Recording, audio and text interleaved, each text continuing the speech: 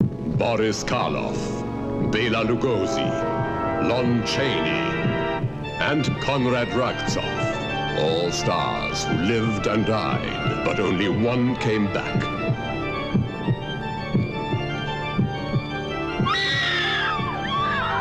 Let's steal his corpse.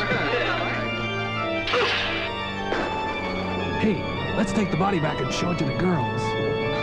Conrad, I always wanted to be your bride.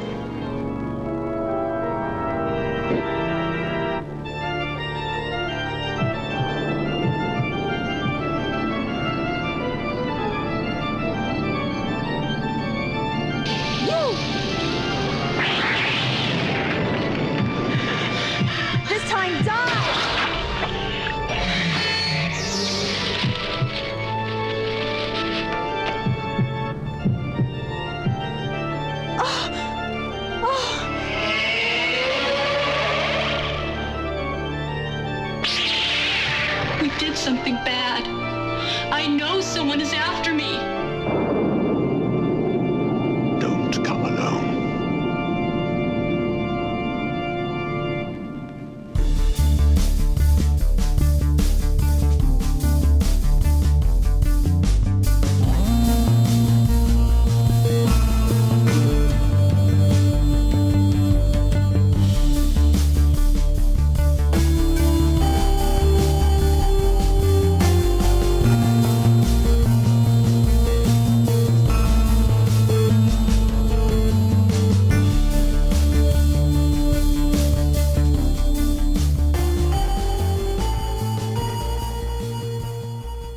Hey everyone, it's Tom Seymour from VHS Massacre Radio here with another episode of a classic film. Okay, classic is a rather strong word. This one is called Frightmare. It's from 1981.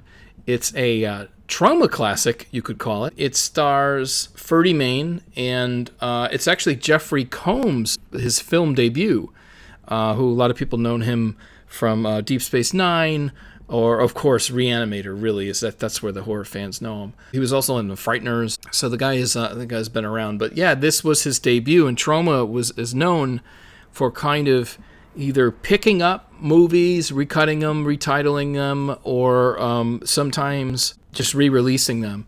And so this one actually was known as Horror Star. Ferdy Mayne is actually known for Fearless Vampire Killers. It was directed by Roman Polanski, so Ferdy Mayne had this sort of big splash with Fearless Vampire Killers. For him to play this role in Frightmare was kind of perfect. So what the character is in Frightmare is this sort of like, you could say, washed-up horror actor who is doing...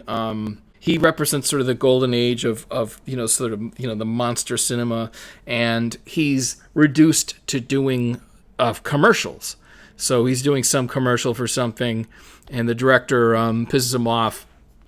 And while no one's looking, he kicks him over a ledge, and he dies. So you know right away that the main character's not a very good person. What happens is he dies, but he makes this really elaborate plan.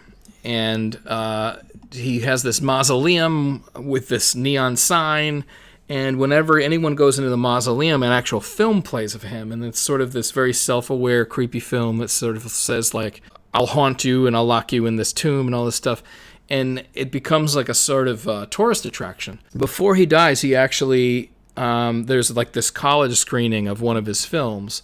And he goes to it, and he sort of passes out during it, but there's a lot of college students are sort of like really huge fans of him. You know, one girl wanted to marry him when she was a little girl, and so when he dies, these college kids feel like they've sort of missed out. So what do? They break into the cemetery at night.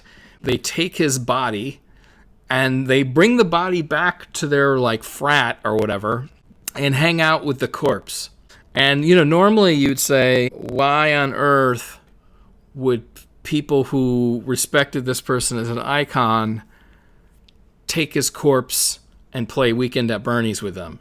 It definitely calls into question how crazy these people are.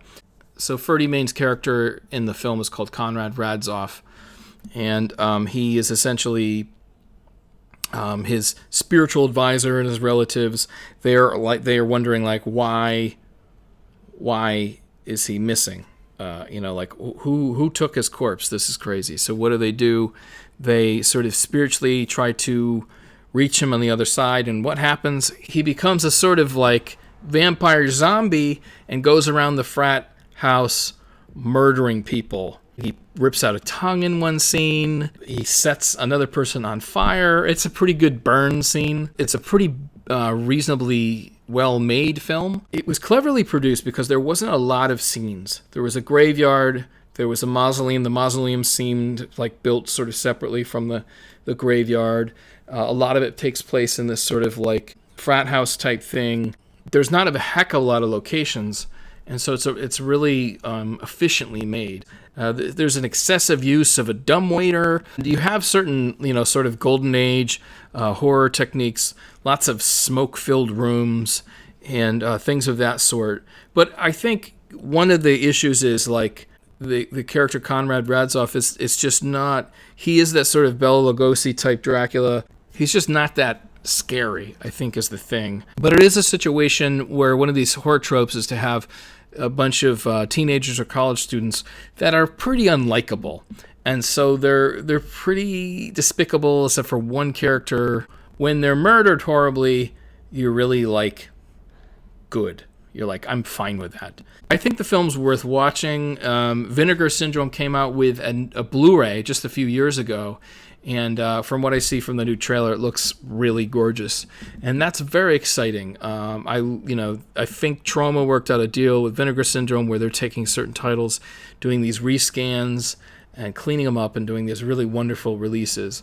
And for films like this, which had a significant budget, clearly they had some money. I mean, it looks like it was shot on 35. There was decent production design. You're happy that these films are not lost, So let's go back to Ferdy Mayne for a second. He's been in some pretty incredible films. There is a Clint Eastwood film called Where Eagles Dare. There's this Nazi castle on the top of a mountain, and they have to get up there by like ski lift and go murder a bunch of Nazis. And Ferdy Mayne's in that. He plays the character Rosemeyer. He was in Conan the Destroyer. He was in Pirates, not the adult film. So I first heard about this movie because the site MUBI was doing a Troma sort of retrospective. It picked about 6 Troma films, including some of the classics, Toxic Avenger, Surf Nazis Must Die, Tromeo and Juliette, and they actually played one of my first Troma films, which was VHS Massacre. They included Frightmare in it, which was this 1982 film that I'd never heard of. So I thought to myself, I got to check this thing out. The trailer looked pretty fascinating. It looks that Troma acquired it at some point. What I would say about Frightmare is films like this, I think, end up being important because you've probably seen a lot of these 80s horror films, and maybe you're just you love those decades, you love the 70s and 80s, whether it's Italian horror films or American horror films. You just want more films genuinely made in that era. You don't want like new parodies, you don't want throwbacks. That's not to say that there aren't films that seem more genuine than others. I think of Panos Cosmatos, who did Beyond the Black Rainbow, and then he did Mandy a few years ago. He's sort of being true to a certain style of cinema that is not quite contemporary. So there's people like him that I think are doing some really wonderful work. If you're craving films, sort of horror films made in the 60s, 70s, and 80s, and you're sort of running out of films, you're going to have to dig through and find some interesting movies. Like the fact that Jeffrey Combs is in it is interesting. The fact that Ferdy Mayne, who was in a Roman Polanski film, was in it. This puts it in an arena where it's, maybe it's not like this like top shelf horror film, but it is like this really wonderful curiosity that you're really thankful that someone has preserved and put out. Is it a great film? Again, I think that is the wrong question. It is a little convoluted because Conrad character not only is like sort of an undead zombie vampire killing people in a frat house, but when people sort of break in to the mausoleum or visit the mausoleum at the end, the mausoleum ends up sort of trapping people as if his spirit is also within the mausoleum. And this projected film keeps popping up, which initially seemed like a tourist trap, but then it maybe seems like he designed some sort of like kill jar, like the mausoleum was meant to just kill people. They actually established that in the beginning, but you never know how serious it is. You know, there's the film projects and it's Conrad, and he says, "Oh, if you don't escape now, you will never get out," and the door starts to close and they prop the door open. So you're wondering, like, okay, did he design this sort of death machine as a mausoleum? And that, I think that's a pretty interesting concept, but they never really go forward with it. So it ends up being more about the frat house. So there is something about it that is not a sort of as clean of a horror storyline as you think it would be. But at the same time, do you really want every horror film to be the same? If you're not, like, why do we want what's expected? That's something to take into account for Frightmare, to just enjoy it for what it is. And I think we need to stop scrutinizing everything. I think one of the biggest problems is that people judge independent films on the same plateau as like Marvel films. It's something that we can never compete with, nor do we want to. I think older fans, people who had to go to the video store and would rent movies like from distribution companies like Full Moon, you'd rent 3 movies and maybe one of them was good and the other 2 sucked. But you were just happy to have the experience. And I think that's something that the contemporary audience has lost. They're so used to this instant access, and they're so used to everything being free. Okay, so film festival updates. For those of you who don't know, VHS Massacre 2, the sequel to VHS Massacre, is a documentary, a feature-length documentary. And this one is about I call it the last stand of the American exploitation film. So currently, the Bare Bones International Film Festival has nominated it for Best Documentary, and it's allowing people to vote online for Best Trailer. So I'll try to post a link to that, and vote for whatever trailer you like best. I think there's like 4 choices. The other thing too is the Telly Awards are coming up. VHS Massacre 2 is entered in the Tellys, so hopefully this week we'll find out what's going on. Telly Awards, of course, were started in the late 70s as an answer to the Emmys for small market. So small market, although they have regional Emmys, don't always cover things like it could exclude certain documentaries, it could exclude certain films, or it could exclude small market. So small market commercials and infomercials or industrial videos. So Telly's came along and was trying to celebrate these type of videos, and you didn't have to be a part of a big conglomerate. Like, for instance, when I started out my career, I was a CBS News editor, and I was there from 98 through 2001. So I was there in Hartford through 9/11 and all that stuff. So I was cutting all that crazy footage that would come in from New York. I assume we won a bunch of Emmys, but those things were with Emmys, certain Emmys, you actually have to pay to enter. And then I think things with networks, they may have more of an ease or an access to enter because they're such a large corporation. Whereas if you were just a person off the street, it would be more difficult to just enter the Emmys. So I shared my first Emmy nomination with the Black 20 crew with the show Network that we did in 2007. But that's the closest I ever got. I was getting that nomination. But I didn't enter the Tellys until much later, until 2016. I entered with VHS Massacre. I actually won a Silver Telly Award, which at the time, that was the highest award.